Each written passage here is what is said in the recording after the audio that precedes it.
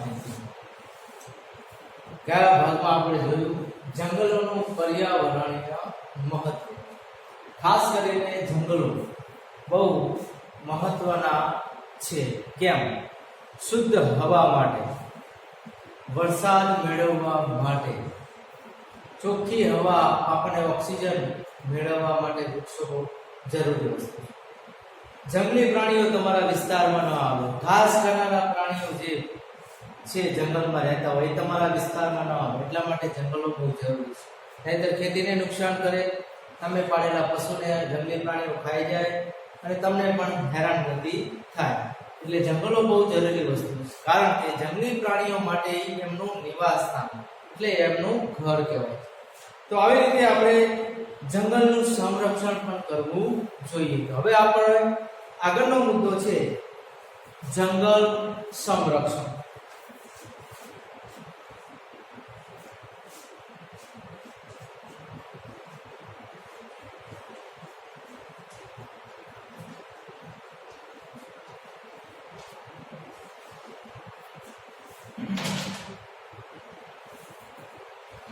તો જોઈએ વનસ્પતિ જીવન, પ્રાણી જીવન અને માનવ જીવનના આંતર સંબંધોથી પારિસ્થિતિક તંત્રનું સર્જન થાય છે. પરંતુ માનવની પર્યાવરણ વિરોધી પ્રવૃત્તિ અને માનસિકતા તથા સ્વાર્થ વૃત્તિના કારણે પારિસ્થિતિક તંત્રમાં ખલેલ પહોંચી છે. માનવીના કારણે પર્યાવરણમાં ખલેલ પહોંચી છે. માનવીના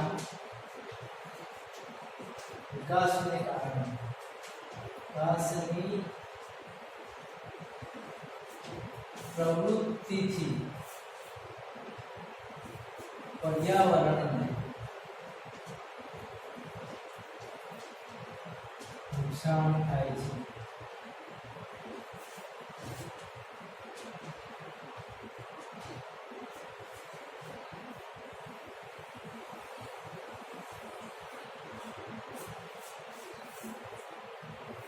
જંગલોના વિનાશ માટે માનવની જમીન મેળવવાની ભૂખ સૌથી વધુ જવાબદાર છે. જંગલોના વિનાશ માટે જમીન મેળવવાની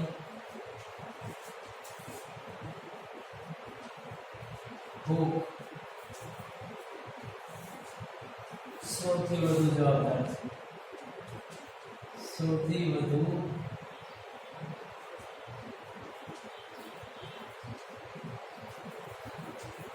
જવાબદાર છે. આ ઉપરાંત વસ્તી વધારો, ઉદ્યોગોને રહેણાંકી વિસ્તારથી દૂર લઈ જવાની નીતિ, શહેરીકરણ, બહુહેતુક યોજનાઓ, સડકોનું નિર્માણ, ઇમારતી અને બળતણ લાકડું મેળવવા, ઝૂમ ખેતી, દાવાનળ વગેરે કારણોથી જંગલોનો વિનાશ થઈ રહ્યો છે. કેવી કેવી પ્રવૃત્તિથી જંગલોનો વિનાશ થાય છે?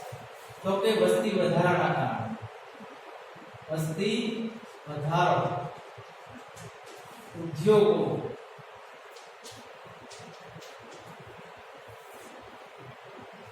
શહેરીકરણ,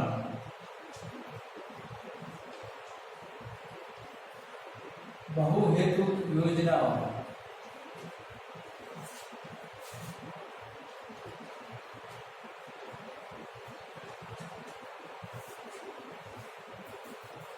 સડકો,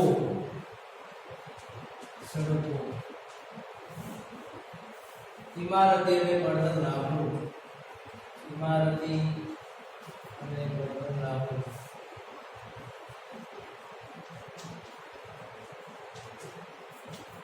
ઝૂમ ખેતી,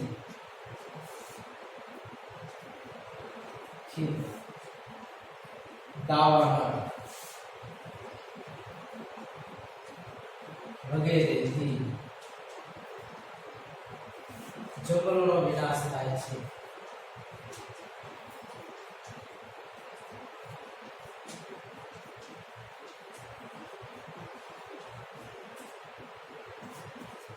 આ બધી પ્રવૃત્તિના કારણે જંગલો કપાતા જાય છે, એટલે જંગલો ઘટતા ગયા.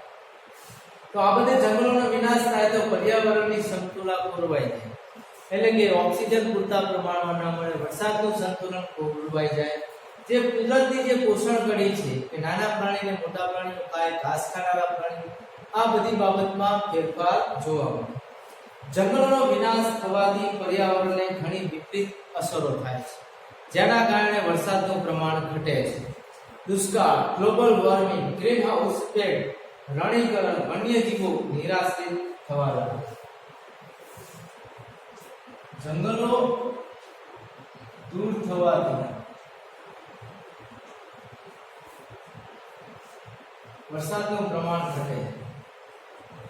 વરસાદનું પ્રમાણ ઘટે. દુષ્કાળ,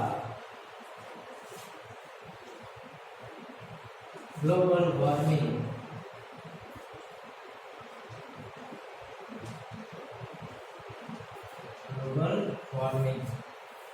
ગ્રીનહાઉસ ઇફેક્ટ, રણીકરણ,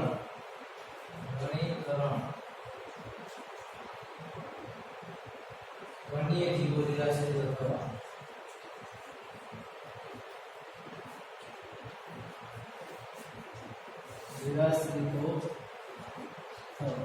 વગેરે કારણો જંગલો દૂર થવાથી આવી બધી ઘટના બનવાની શક્યતા વધી જાય છે. 1952 ની રાષ્ટ્રીય વનનીતિ પ્રમાણે 33% ભૌગોલિક વિસ્તારમાં જંગલો હોવા જોઈએ. 1952 ની રાષ્ટ્રીય નીતિ પ્રમાણે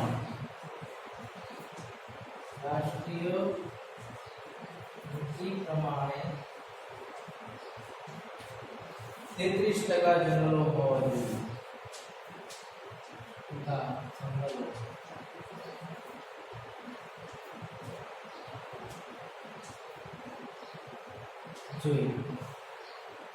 જેમાં ભારતમાં 23% અને ગુજરાતમાં 10% છે.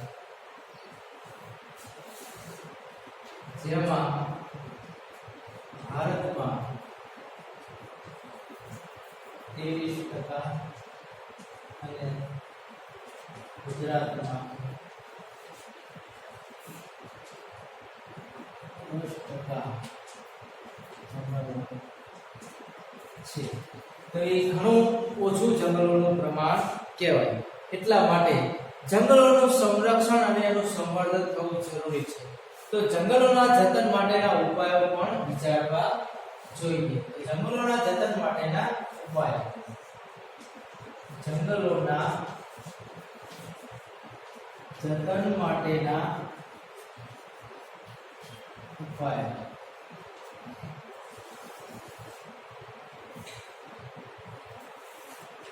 તો કે પહેલું છે કે જંગલોનું જતન અને સંવર્ધન કરવાના હેતુથી ભારત સરકારે 1952 માં રાષ્ટ્રીય નીતિ અમલમાં મૂકી હતી. એટલે કે 33% જંગલો ફરજિયાત રાખવા.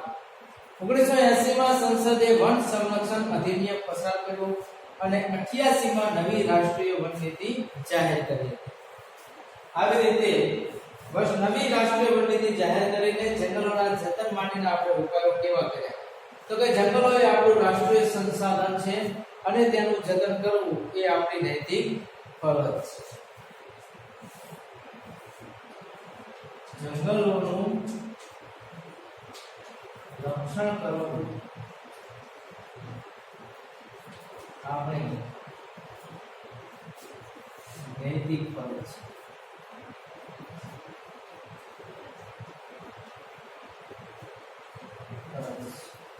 વૃક્ષ છેદન અટકાવવું, ગેરકાયદેસર વૃક્ષ કાપનારને કડક સજા કરવી. વૃક્ષ છેદન અટકાવવું,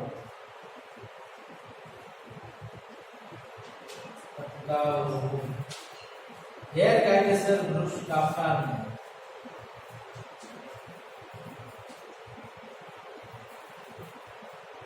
વૃક્ષ કાપનારને કડક સજા કરવી.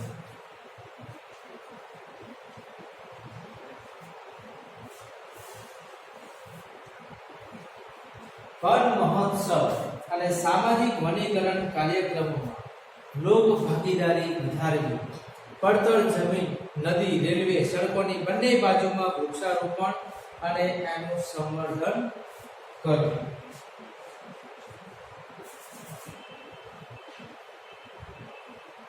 વન મહોત્સવ અને સામાજિક વનીકરણ કાર્યક્રમો કરવા. સામાજિક વનીકરણ કાર્યક્રમો કરવા.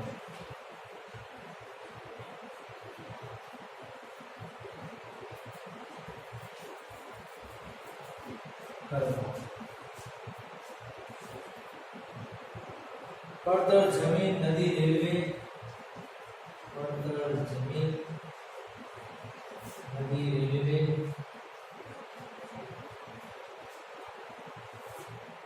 સડકોની બંને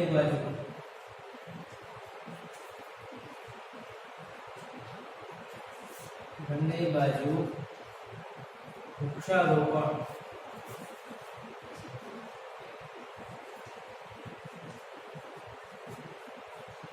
અને સમર્થન કરવું.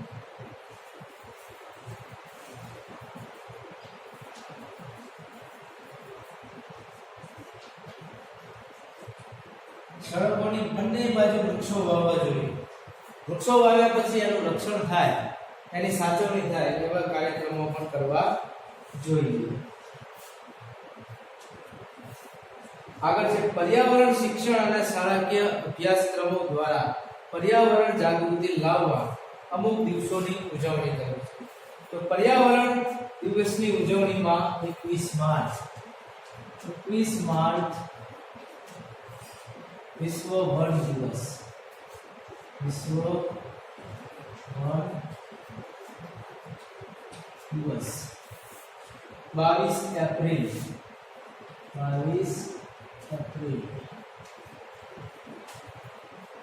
વિશ્વ પૃથ્વી દિવસ.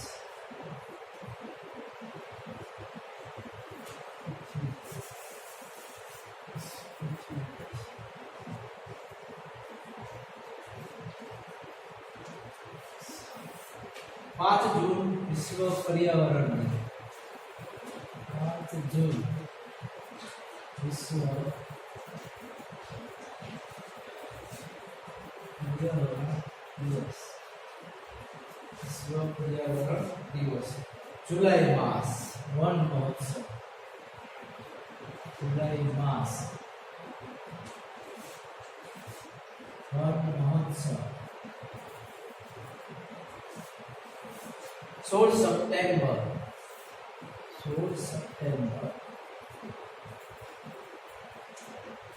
વિશ્વ ઓઝોન દિવસ.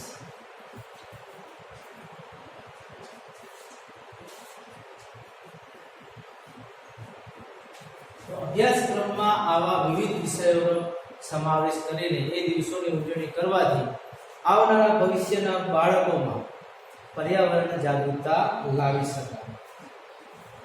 એના પછી જંગલોમાં આગ ન લાગે તેની તકેદારી રાખવી અને આગ લાગે તો ત્વરિત શમ કરવું. જંગલોમાં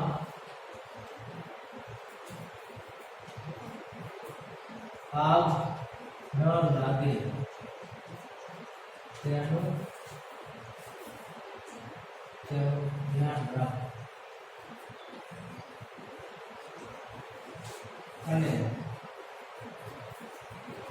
આગ લાગે તો તેને ઓલવવાની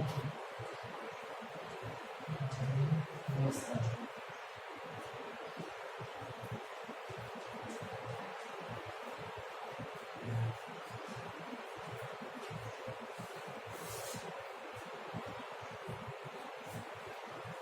ઉર્જા મેળવવા ઉપયોગમાં લેવામાં આવતા લાકડાના સ્થાને સૌર ઉર્જા, બાયો ઉર્જા, પવન ઉર્જા જેવા ઉર્જાના પુનઃપ્રાપ્ય સ્ત્રોતોનો ઉપયોગ કરો. ઉર્જા મેળવવા ઉપયોગમાં લેવામાં આવતા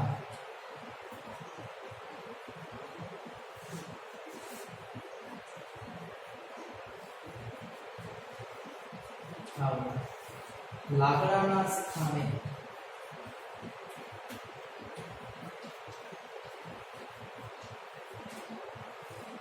સૌર ઉર્જા, વાયુ ઉર્જા,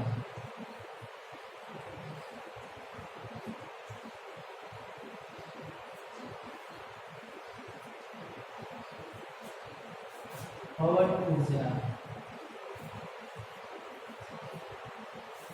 જેવા ઉર્જાના પુનઃપ્રાપ્તિ સ્ત્રોતોનો ઉપયોગ કરો.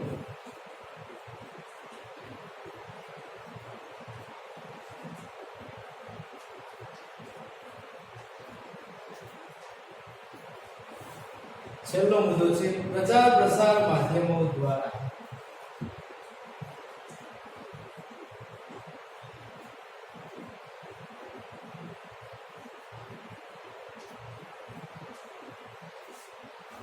લોકોને જંગલોનું મહત્વ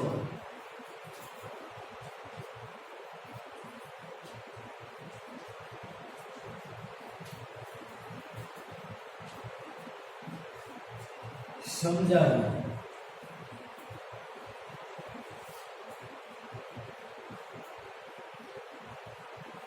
બાબતે લોક જાગૃતિ લાવો.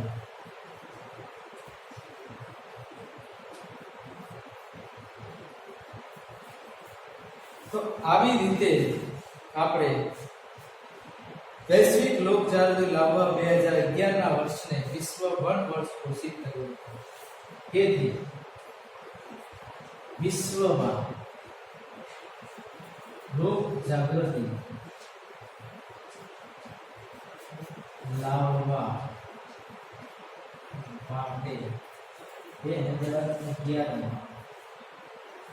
2011 ના વર્ષને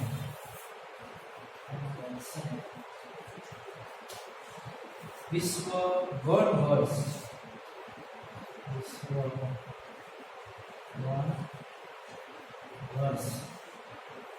ઘોષિત કરવામાં આવ્યું હતું.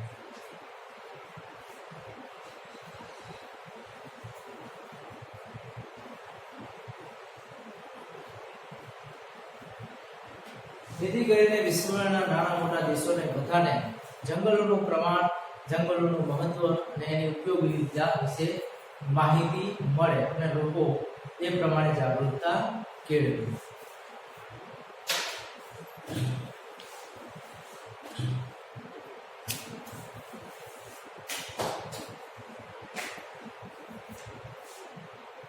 હવે જે અહીંયા જે આપણે ટોપિક લખ્યા છે અને વિસ્તૃત એટલે કે વધારે પડતી માહિતી આપણે હવે મેળવીએ. જંગલ સંરક્ષણ એટલે કે જંગલોનું રક્ષણ કરવું માનવીના વિકાસની પ્રવૃત્તિથી પર્યાવરણને નુકસાન થાય છે. માનવી દિવસે ને દિવસે નવા નવા પ્રયોગો કરે છે, નવો નવો વિકાસના પ્રયોગો કરતા જાય છે, જેથી કરીને પર્યાવરણને ઘણું નુકસાન થાય છે. જંગલોના વિનાશ માટે જમીન મેળવવાની ભૂખ સૌથી વધુ જવાબદાર છે. હાલના સમયમાં કોઈ પણ કાર્ય, પ્રોજેક્ટ કે કોઈ પણ બિલ્ડિંગ, મકાન કે બંધ બાંધવા કે વિવિધ પ્રકારની કોઈ પણ વિકાસનું કામ કરવું હોય કોઈ વ્યક્તિને, તો એને જંગલો દૂર કરીને જમીન મેળવવાની ભૂખ છે એ માનવીમાં સૌથી વધારે જોવા મળે છે. વસ્તી વધારો.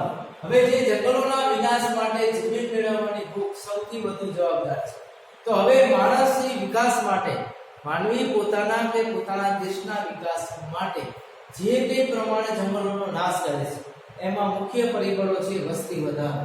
તો કે વસ્તી વધારો થાય તો એને મકાન કે વિવિધ પ્રકારની સગવડ માટે જંગલોનો વિનાશ કરવો પડે છે. ઉદ્યોગો, કારખાના, કંપનીના સ્થાપના માટે હજારો એકર જમીનમાં આ ઉદ્યોગોની, કંપનીઓની સ્થાપના કરવાની હોય છે. જેથી કરીને ત્યાં વસેલા જંગલો, વૃક્ષોને કાપી નાખવામાં આવે છે. એવી રીતે જંગલો ઘટતા જાય છે. શહેરીકરણ. શહેરમાં લોકોની સંખ્યા વધતી જાય છે. જેમ શહેર મોટું થતું જાય, વસ્તી વધતી જાય એટલે શહેરીકરણ થાય. શહેરીકરણના કારણે આજુબાજુના ખેતરોમાં પણ મકાનો બનાવવામાં આવે છે. આજુબાજુમાં જંગલી વિસ્તાર હોય છે, જંગલોને કાપીને પણ તે જમીન મેળવીને મકાનો બનાવવામાં આવે છે. બહુહેતુક યોજનાઓ એટલે કે બંધ બાંધવા, નદી ઉપર બંધ બાંધવા. હવે નદીઓ એવી જગ્યાએથી પસાર થતી હોય જંગલોમાંથી એની પર બંધ બાંધવામાં આવે તો જંગલ મોટા ભાગનું હોય છે પાણીમાં ડૂબી જાય છે, જેના કારણે પણ જંગલોનો નાશ થાય છે. સડકો બનાવવા, નવી નવી સડકો બનાવી, 1 લેન 2 લેન 3 લેન 4 લેન એવી રીતે 6 લેનની હાઈવે, નેશનલ હાઈવે બનાવવા, જેથી કરીને ત્યાં જે જંગલોમાંથી આ સડકો રસ્તાઓ પસાર થતા હોય છે તે જંગલોનો વિનાશ કરીને ત્યાં રસ્તાઓ બનાવવામાં આવે છે. ઇમારતી અને બળતણ રાખવું, ઘણા બધા હાલના સમયમાં લોકો એવા છે કે જે ઘરમાં ચૂલો સળગાવવા માટે કે વિવિધ પ્રકારના બળતણનો ઉપયોગ કરે છે, જેમાં લાકડાનો ઉપયોગ થાય છે.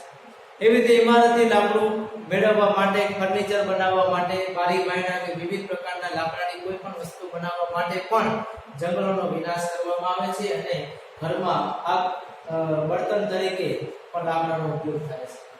ઝૂમ ખેતી, ઘણા બધા આદિવાસી પ્રજા લોકો હવે ખેતી કરતા થયા છે, પણ એમનો કાયમી વસવાટ જંગલ છે. તો જંગલમાં એ લોકો જ્યાં વધારે વૃક્ષો ઉગેલા હોય એ વૃક્ષો કાપીને ત્યાં ખેતી કરે છે અને પછી ખેતી જ્યાં સુધી એમને સારી આવક આવે ત્યાં સુધી એ જગ્યાએ લોકો ખેતી કરે છે. પછી આવક નથી આવતી તો બીજી જગ્યાએ વૃક્ષો કાપીને બીજી જગ્યાએ જમીન પાછી બનાવે છે, એને ઝૂમ ખેતી કહેવાય. તો આવી રીતે જંગલોને કાપતા જાય છે અને ખેતર બનાવતા જાય છે, એથી કરીને પણ જંગલો વિનાશ થાય છે. દાવાનળ વગેરેથી જંગલોનો વિનાશ થાય છે. કોઈ સમયે પશુ ચરાવવા ગયા હોય, કોઈ કારણસર વીજળી પડી હોય તોય દાવાનળ ફાટી નીકળે છે, જેના કારણે આખા જંગલમાં આગ લાગે તો બધા વૃક્ષો સળગીને રાખ થઈ જાય છે. તો એવી રીતે પણ જંગલનો વિનાશ થાય છે. તે બધું અટકાવવું જોઈએ. તો આવી રીતે જંગલો દૂર થવાથી શેનું પ્રમાણ ઘટે છે? તો કે વરસાદનું પ્રમાણ ઘટ્યું. વરસાદ નિયમસર એના ચોમાસા ઋતુમાં આવી જાય છે, પણ જંગલો ઘટતા ગયા, તાપમાનનું પ્રમાણ વધતું ગયું એટલે વરસાદનું પ્રમાણ પણ ઘટતું ગયું. એવી રીતે દુષ્કાળનું પ્રમાણ વધ્યું છે. જંગલો નથી એટલે વરસાદ પણ પડતો નથી અને વરસાદ ન પડે એટલે દુષ્કાળની સ્થિતિ આવે છે. ગ્લોબલ વોર્મિંગ એટલે ગરમીનું પ્રમાણ વધતું જાય છે. દિવસે ને દિવસે આ ગ્લોબલ વોર્મિંગની જો તમે અહેસાસ કરવો હોય તો હાલમાં ઉનાળો ચાલે છે તો તમે ગરમ ધાબળો ઓઢીને સૂઈ જાઓ અને પછી તમને જે અહેસાસ થાય ગરમીનો એ કહેવાય ગ્લોબલ વોર્મિંગ. એટલે કે આ તાપમાન આટલું બધું વધ્યું કેમ? તો માનવીના વિકાસની પ્રવૃત્તિના કારણે. રણીકરણ, રણ વધતું જાય છે. જેમ આપણે રણ વિસ્તારો જોઈએ છે એમ કોઈ વનસ્પતિ હોતી નથી. એવી રીતે આપણા સ્થાયી મકાનો જ્યાં હોય છે એની આજુબાજુના જંગલોનો નાશ કરી નાખે, ખેતરલાયક જમીનો બનાવવા માટે કંપનીઓની સ્થાપના કરે તો રણ આગળ વધે છે. કેમ કે કોઈ જગ્યાએ વૃક્ષો ના હોય તો વરસાદ વધે, એના કારણે ત્યાં જમીનનું ધોવાણ થાય અને એ જમીન પડતર રહે છે અને નિર્જીવ થઈ જાય છે, જેના કારણે એ જગ્યા રણ વિસ્તાર થઈ ગયો છે. વન્યજીવો નિરાશ્રિત થવા વગેરે. જંગલો જેમ દૂર થતા જાય ત્યાં વસતા જંગલી પ્રાણીઓ, પશુ પક્ષી પ્રાણીઓ, નાના જીવજંતુઓ પણ એમની જગ્યા પછી બદલે છે અને આવી રીતે કોઈ રહેણાંક શહેરમાં કે કોઈ ગામડાઓમાં જંગલી પ્રાણીઓ કે ઘાસ ખાનારા કોઈ પ્રાણીઓ એ આવી જતા હોય છે. એનું મુખ્ય કારણ કે એમનું જે ઘર છે જંગલ છે, એ જંગલનો આપણે વિનાશ કરી રહ્યા છે એટલે એમને જે ઘર છે એ મળતું નથી. એટલે એ લોકો ઘરની શોધમાં, ખોરાકની શોધમાં આપણા ગામમાં કે શહેરમાં આવતા હોય છે. 1952ની રાષ્ટ્રીય વન નીતિ પ્રમાણે 33% જંગલો હોય છે. સરકારે 1952માં નક્કી કર્યું હતું રાષ્ટ્રીય નીતિ પ્રમાણે કે 33% જંગલ દરેક વિસ્તારમાં હોવા જોઈએ, જેમાં ભારતમાં 23% છે અને ગુજરાતમાં 10% જંગલો આવેલા છે. તો એ 33%ના પ્રમાણમાં જોઈએ તો આખા ભારતમાં 23% જંગલો છે, 33% જંગલો છે નહીં અને આપણા ગુજરાતમાં તો 10% છે. તો આવી રીતે જંગલોનું સંરક્ષણ થાય એ બહુ જરૂરી છે. તો જંગલોના જતન માટેના ઉપાયો, તો એના રક્ષણ માટે આપણે શું ઉપાયો વિચારી શકીએ? એમાં એક તો સ્વાભાવિક છે કે દર ચોમાસામાં દરેક વ્યક્તિએ એક વૃક્ષ વાવવું જોઈએ. તો આપણે હજારો અબજોની સંખ્યામાં, કરોડોની સંખ્યામાં પબ્લિક છે, પ્રજા છે, એમાંથી દરેક વ્યક્તિ જો એક વૃક્ષ વાવે તો એ ઘણું છે. તો દર વર્ષે એક વૃક્ષ વાવી દે તો આટલા કરોડો વૃક્ષો તો ઉગવાના જ છે. તો એવી રીતે પણ આપણે પર્યાવરણને બચાવવાનો પ્રયત્ન કરી શકીએ. તો એના માટેના ઉપાયો છે જંગલનું રક્ષણ કરવું આપણી નૈતિક ફરજ છે. આ આપણી નૈતિક ફરજ છે કે કારણ વગર જંગલો કાપવા નહીં, બને ત્યાં સુધી જંગલો અને વૃક્ષોને કાપવા જોઈએ નહીં અને જો કાપવામાં આવે તો એ પ્રમાણમાં નવા એવા બીજા વૃક્ષો પણ ઉગાડવા જોઈએ અને એની ચાકરી કરવી જોઈએ. વૃક્ષ છેદન અટકાવવું, ગેરકાયદેસર વૃક્ષ કાપનારને કડક સજા કરવી. ઘણી બધી જગ્યાએ જંગલોમાં વૃક્ષ કાપનારા હોય છે, ઘણા બધા લાકડું મેળવવાની ભૂખમાં કે જમીન મેળવવાની ભૂખમાં વૃક્ષોને કાપી નાખતા હોય છે. તો આવી રીતે ગેરકાયદેસર કાપનાર વૃક્ષને કડક સજા કરવી જોઈએ. વન મહોત્સવ સામાજિક વનીકરણ કાર્યક્રમો યોજવા છે. ઠેર ઠેર સમાજના લોકો દ્વારા, સ્વૈચ્છિક સંસ્થાઓ દ્વારા વન મહોત્સવના કાર્યક્રમો યોજીને વૃક્ષારોપણ કરીને લોકોને પ્રેરણા આપવી જોઈએ, લોક જાગૃતિ કેળવવી જોઈએ. સમાજમાં પણ આ પ્રકારે કાર્યક્રમો થવા જોઈએ, જેથી લોકોમાં જાગૃતિ આવે અને ચોમાસા દરમિયાન દરેક વ્યક્તિ એક વૃક્ષ વાવે. તો વૃક્ષ પડતર જમીન, નદી, રેલવે, સડકોની બંને બાજુ વૃક્ષારોપણ અને સંવર્ધન કરવું જોઈએ. તો આવા વૃક્ષો તમારી આજુબાજુના ઘરની આજુબાજુ તમે વાવી ના શકતા હો તો તમે પડતર જમીન કોઈ હોય, સરકારી જમીન હોય કે પડતર હોય ત્યાં પણ તમે વૃક્ષો વાવી શકો છો. નદીની આજુબાજુના કિનારાના વિસ્તારમાં પણ વૃક્ષો વાવી શકાય, રેલવેની આજુબાજુ વૃક્ષો વાવી શકાય, સડકોની બંને બાજુ વૃક્ષો વાવી શકાય. બીજું કઈ ના હોય તો કઈ નહીં, રસ્તાઓ તો તમારા ગામમાં હોય જ છે, તો રસ્તાઓની બંને બાજુ તમે વૃક્ષો વાવી શકો છો. પણ વૃક્ષારોપણ કરવાથી આપણું કામ પૂરું થઈ જતું નથી.